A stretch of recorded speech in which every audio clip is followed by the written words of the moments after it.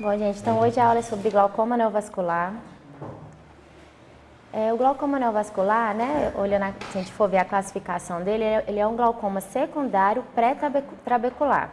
Por quê? Vai ter uma formação de uma membrana fibrovascular que vai recobrir a malha trabecular, que vai dificultar, assim, a drenagem do humor aquoso. É um tipo de glaucoma extremamente grave, como o Dr. Segundo já falou. Tem um manejo muito complexo e ele tem alto risco de ter perda visual. E pra gente... Desculpa. Vamos ajudar essa menina, desculpa que não fiz a prova. Eu acho que são duas. Ah, você já pegou? Não, porque não peguei a folha de presença.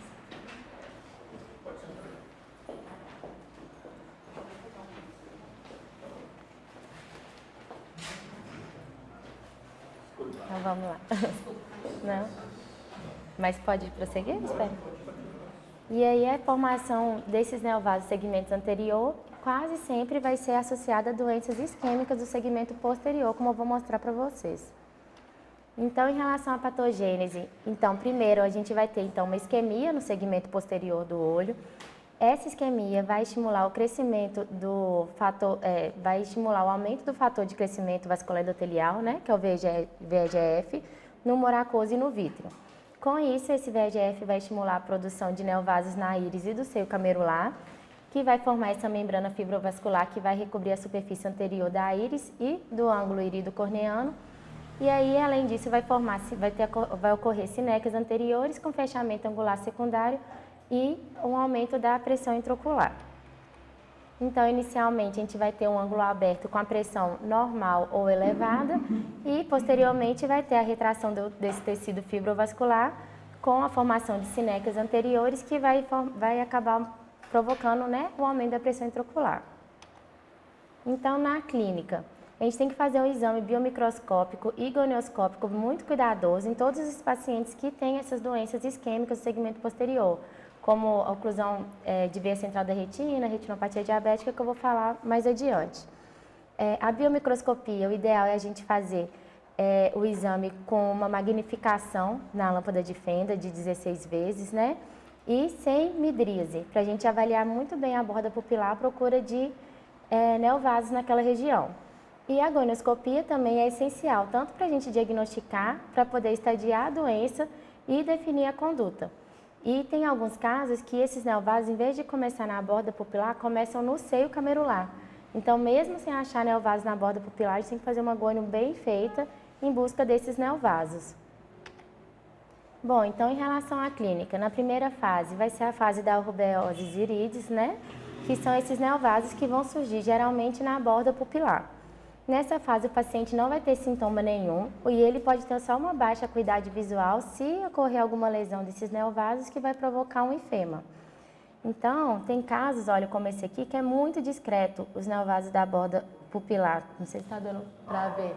Então, por isso a importância de pôr a magnificação maior na lâmpada e procurar mesmo, que se você só fizer a bio igual a gente faz rotineiramente, você não vê esses neovasos. Aqui mais duas imagens ilustrando, né? Esses neovasos aqui mais proeminentes.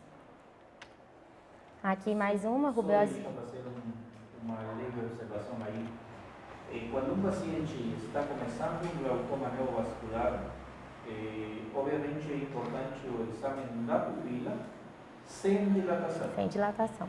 Quando um paciente se dilata, os pequenos neovasos passam desapercebidos com a dilatação.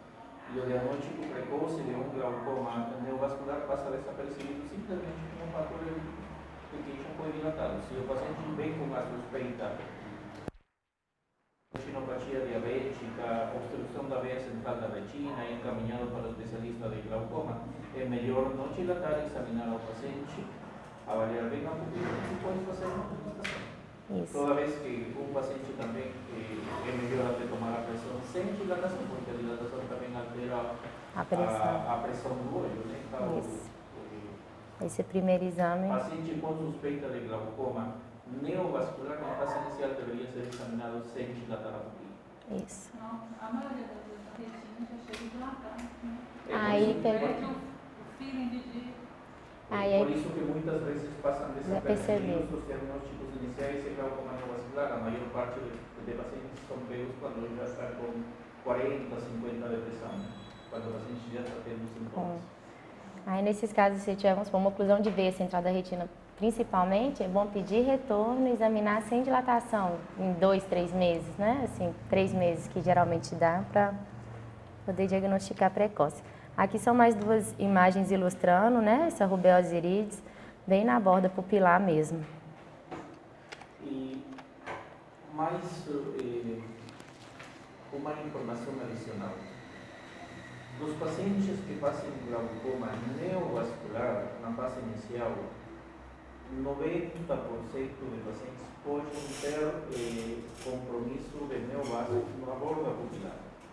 Em outras palavras, a formação de neovasos na maior parte de pacientes com glaucoma neovascular na pupila. Só mais ou menos entre 5 a 7% de pacientes a neovascularização poderia começar no ângulo camelular. E obviamente aí é mais difícil ainda fazer o diagnóstico, porque se não se examina o trabeculado com cuidado, passa desapercebido a presença de neovasos em fase inicial. Isso. E aí depois a gente vem para a fase 2, que esses neovasos que estavam na borda pupilar começam a crescer em direção à periferia da íris, né? Com essa distribuição irregular e em aspecto arboriforme. Aqui um quadro, né, com bastante neovasos, mais avançado. Aqui mais um ilustrando esses neovasos indo em direção à borda da íris, em direção à periferia. Nessa fase 2 também é quando vai começar a surgir os neovasos de ângulo, na maioria dos casos, né? Como o Dr. Segundo falou. Então ele vai partir da periferia da íris, vai cruzar o esporão e vai se arborizar até atingir o trabeculado mesmo. E aí no trabeculado ele vai correr circunferencialmente e se anastomosar com os vasos dos troncos vasculares normais mesmo. E aí fica esse aspecto aqui, ó. Tem aqui mostrando, nessa imagem também.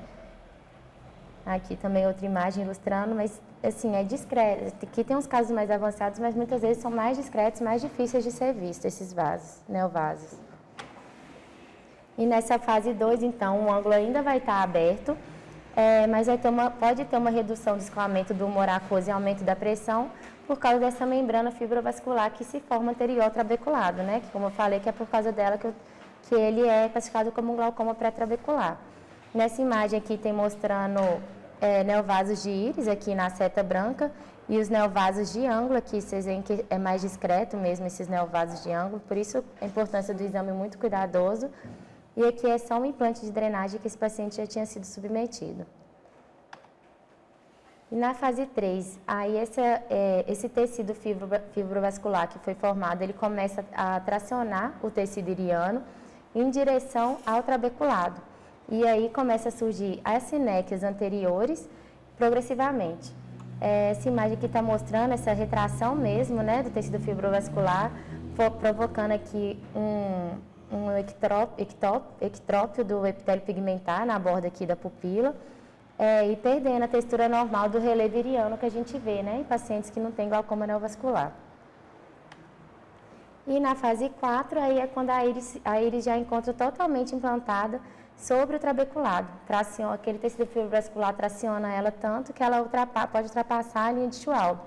E aí provoca o sepultamento mesmo da trama vascular neoformada, né? A íris tampa esses neovasos. E muitas vezes o diagnóstico é feito já nessa fase tardia, que aí é quando a pressão já aumentou muito, o ângulo já encontra-se fechado, né? Assim, com a íris já implantada sobre o trabeculado, e aí vai ter nível de pressão acima de 40, dor ocular forte, edema de córnea e baixa acuidade visual, que aí já conhece toda essa sintomatologia que a gente diagnostica geralmente, né, que não é o que a gente deseja na prática.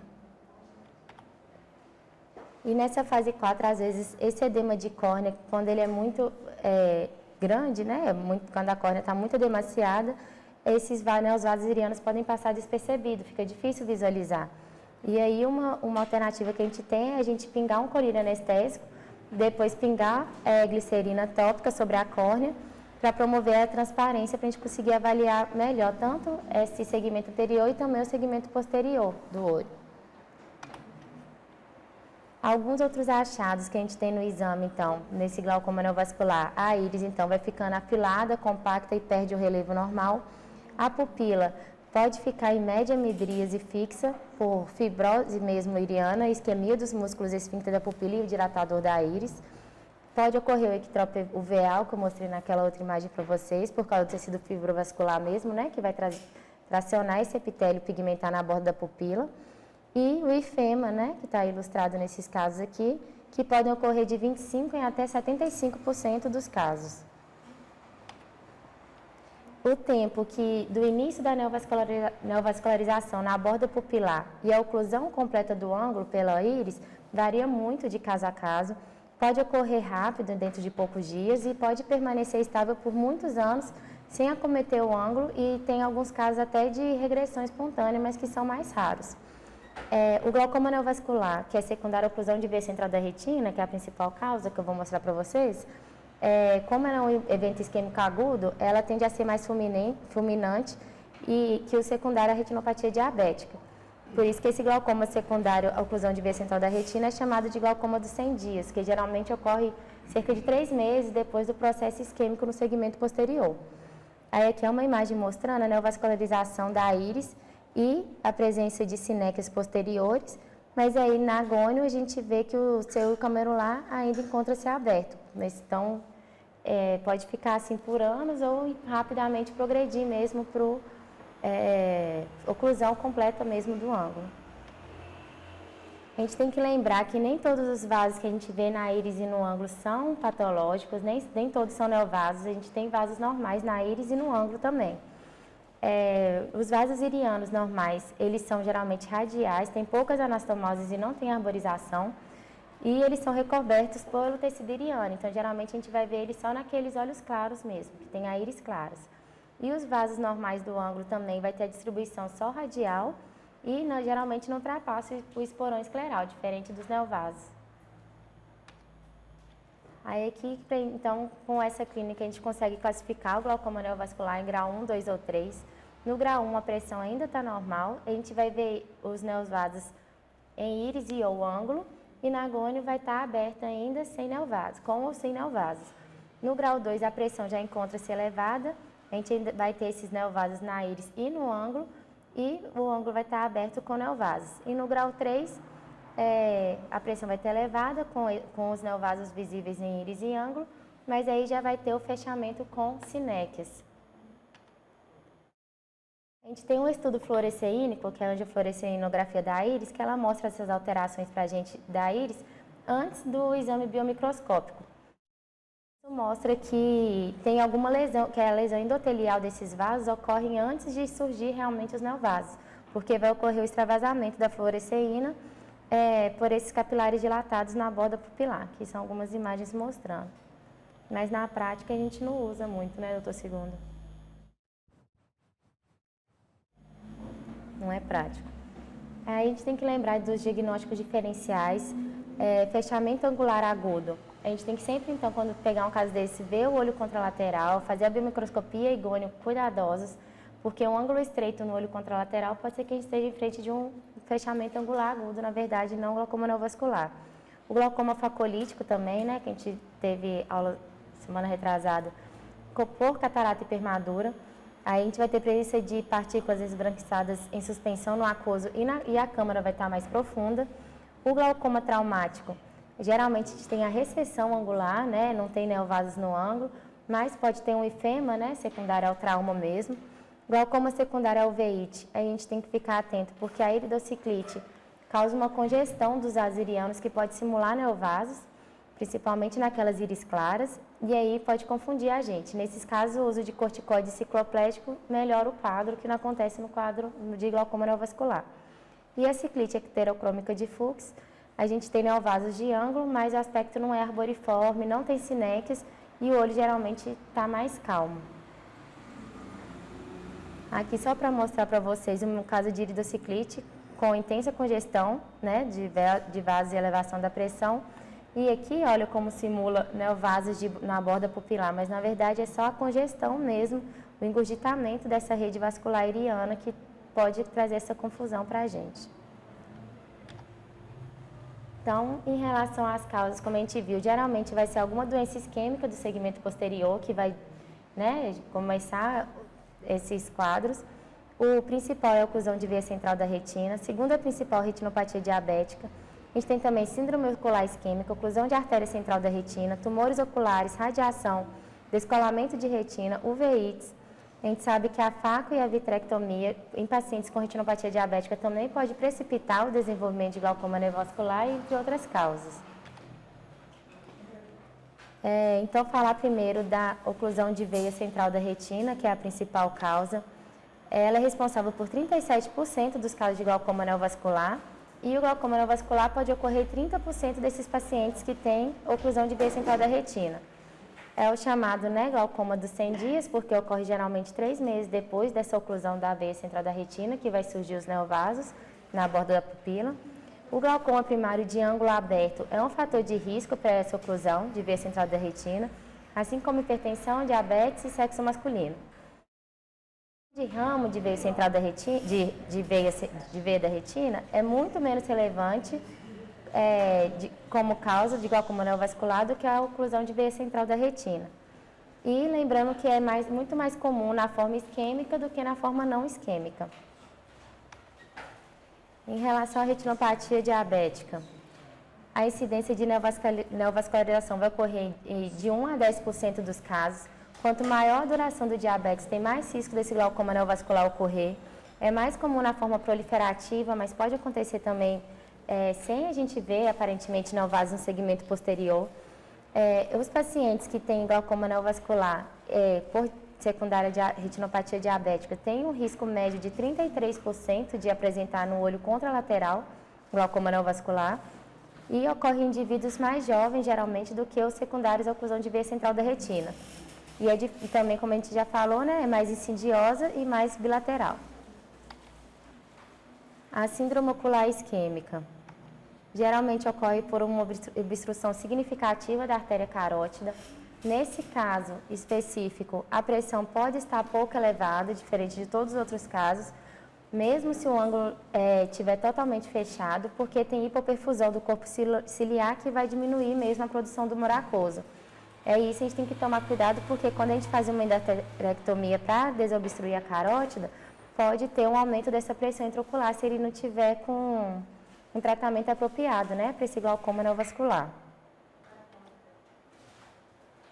Em relação à oclusão de artéria central da retina, é uma incidência bem mais baixa, só 2% dos pacientes vão apresentar. Isso porque a isquemia é muito grave na oclusão da artéria central da retina e aí não tem tanto tecido retiniano viável para produzir o VEGF. Então, por isso que é o responsável pela neovascularização. Então, por isso a evolução para o glaucoma neovascular é pouco frequente. E geralmente ocorre 3 a 6 meses após o episódio de oclusão da artéria.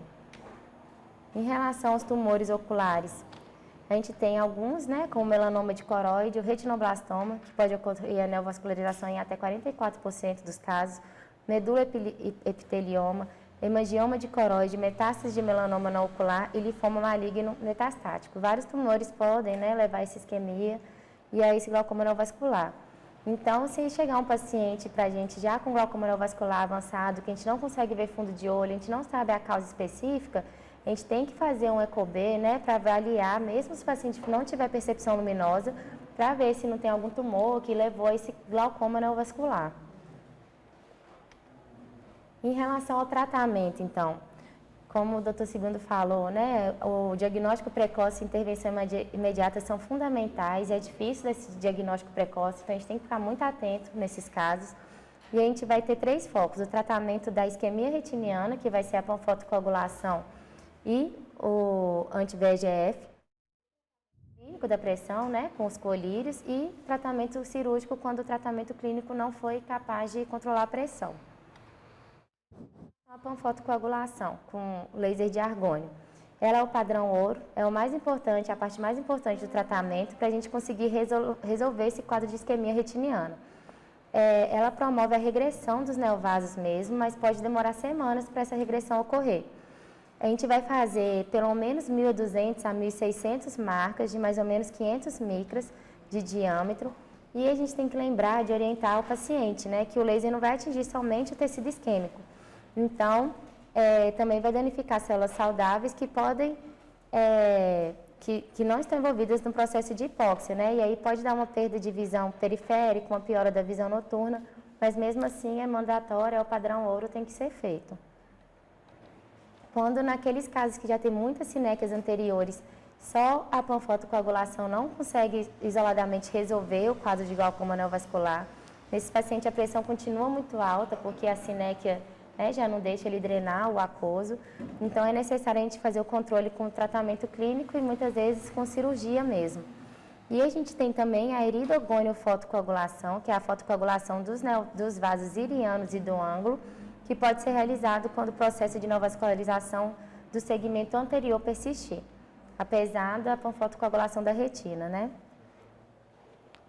Aqui é só ilustrando mesmo a iridogoniofotocoagulação.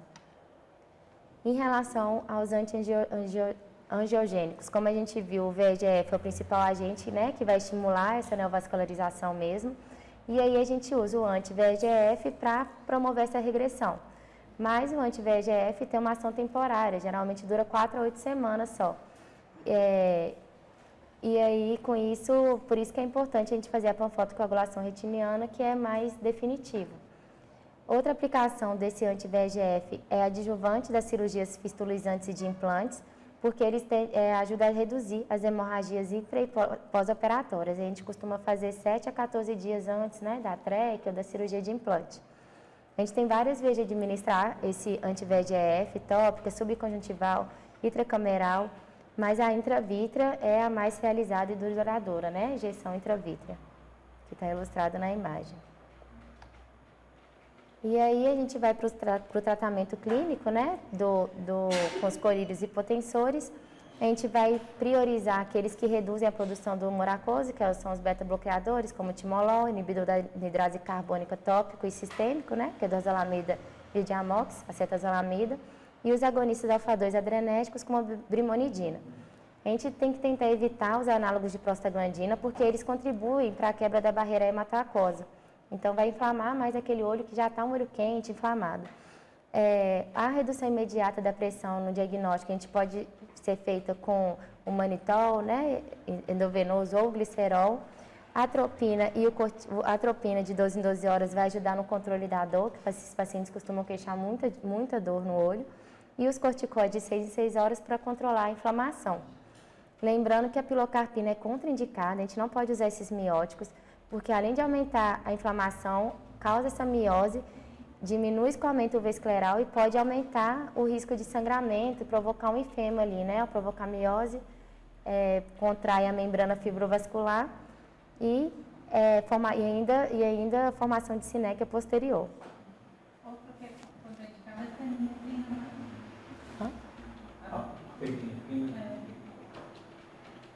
A fenilefrina não tem muito sentido usar em um glaucoma neovascular. Qual seria o intuito de usar? Baixar a pressão? Fenilefrina? Fenilefrina você poderia usar para dilatar a Isso, pupila. pode ter contraindicação tá? A fenilefrina, ela, além de dilatar a pupila, ela tem um efeito vasoconstritor. Em teoria, não incrementaria o risco de hemorragia com pingando fenilefrina. Pode ser usado para dilatar na pupila, mas a fenilefrina não tem um efeito potencial. Não, mas tem que ser um caso de dilatar mesmo, fazer o exame, ser um caso Pode ser usado, não tem contraindicação. Toda vez que o efeito da fenilefrina sobe os vasos, o efeito é vasoconstritor. Opa. E quando a gente não atingir a PO-alvo, né, e não conseguir baixar essa pressão só com tratamento clínico, a gente tem que ir para o tratamento cirúrgico. Aí a gente tem a TREC mesmo, né, a TREC muitas vezes não é eficaz nesses casos de glaucoma neovascular, tem um risco elevado de hemorragias peri e pós-operatórias e cicatrização da fístula, que o olho está muito inflamado, né. E aí, a gente usa geralmente mitomicina C ou 5-fluoracil, né, para melhorar o resultado e o índice de sucesso nessas cirurgias, mas elas têm que ser consideradas só naqueles casos em que o processo neovascular já está mais controlado. E aí, lembrando também, né, de fazer injeção intravítrea com anti-VEGF 7 a 14 dias antes ajuda a diminuir esse risco de hemorragias peri- e pós-operatórias. O dispositivo de drenagem, a Sociedade Brasileira de Glaucoma coloca que é a primeira escolha antes da Trekken, tá, no tratamento cirúrgico. Ela tem um índice de sucesso inicialmente bom, mas pode haver uma diminuição do sucesso a longo prazo. E aí, os principais dispositivos que a gente tem é o AMED, Barvard, Suzana e Molteno. As principais complicações que a gente tem no tratamento cirúrgico com esses dispositivos de drenagem é a hipotonia, obstrução do tubo, hipertensão, extrusão do tubo e descompensação corneana, em caso de toque ali do tubo com a córnea. Vanessa, antes de esquecer, porque a gente às vezes esquece Lógico. aspectos importantes em relação às válvulas. Aí você fala de sistemas de tubos que são valvulados e não valvulados. Aqueles tubos que não são valvulados, eles têm que utilizar uma estrutura transitória para evitar a hipotensão no pós-operatório. E geralmente essa estrutura que se reabsorve posteriormente, ela deixa funcionando o tubo depois de 30 dias. Os sistemas, os tubos não valvulados, não são muito recomendados em glaucoma neovasculares, porque você precisa manter uma pressão relativamente aceitável desde o seguinte dia do pós-operatório. Isso somente você consegue com uma válvula diamétrica, com tubos semelhantes que têm sistemas valvulados. As mais indicadas, o que todo mundo usa em glaucomas neovasculares, são os tubos valvulados, nesse caso, a válvula diamétrica. São mais usados mesmo. Aqui é só para ilustrar para vocês os tipos de tubo, né? Então, o mais usado mesmo é o AMED. Tem mais estudos também, né? Que eu vi fazendo a aula.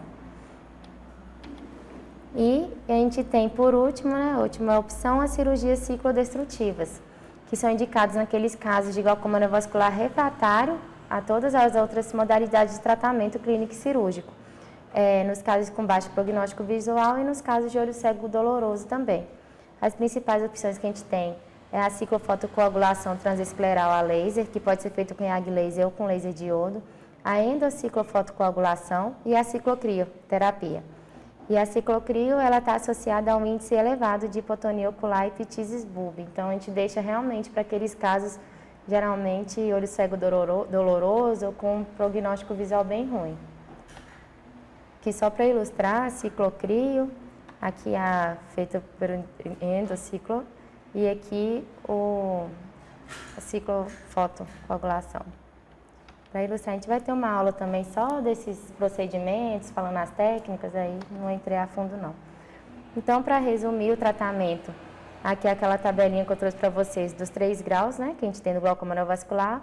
No grau 1, então, a prioridade vai ser a gente evitar esse fechamento angular sigmoidial, e aí a gente tem que realizar, então, com urgência a panfotocoagulação e, se necessário, a injeção intravítrea com antiangiogênico. O grau 2, a prioridade também é evitar esse fechamento, né? E também fazer com urgência a panfotocoagulação e, se necessário, a injeção. Mas, como nesses casos a pressão está elevada, muitas vezes a gente tem que introduzir medicações. Mas, às vezes, só com a panfotocoagulação a gente consegue reverter esses neovasos do ângulo e aí não precisa muitas vezes de cirurgia. Já o grau 3, o ângulo já está com esse fechamento, né, sinequial. Então, com muita frequência, a gente tem que fazer realmente uma cirurgia antiglaucomatosa. A gente não consegue só com a panfoto e a injeção controlar a pressão. Mas realmente, mesmo assim, a gente vai fazer a injeção intravítrea e essa panfotocoagulação. E nessa fase, porém, nessa fase, essas medidas não vão melhorar o controle da pressão e a gente lança mão das cirurgias antiglaucomatosas. Essa é a tabelinha, o CBO traz para a gente. Então, glaucoma neovascular, que ainda tem visão útil, ângulo aberto ou fechado, a gente vai fazer sempre a fotocoagulação ou a crioablação retiniana. E nos casos que precisarem, que ainda tiver muitos neovasos, a gente pode lançar a mão da iridogônio fotocoagulação. Lembrando do tratamento clínico com os colírios hipotensores e nos casos que não resolver, a gente vai lançar a mão do tratamento cirúrgico. E quando não tem visão útil, a gente já vai direto, a gente não vai fazer, né, a panfotocoagulação, nem a iridogonio fotocoagulação, a gente já entra com colírios e potensores. E se não der certo, a gente entra a mão com tratamento cirúrgico e se mesmo assim continuar com dor, pressão muito elevada, a gente pode fazer injeção retrobulbar de álcool e, em último caso, se nada resolver, aí tem que fazer evisceração mesmo, que a gente vê na prática mesmo, para o glaucoma neovascular ter que eviscerar, né, por causa de uma dor crônica. Essas foram as referências.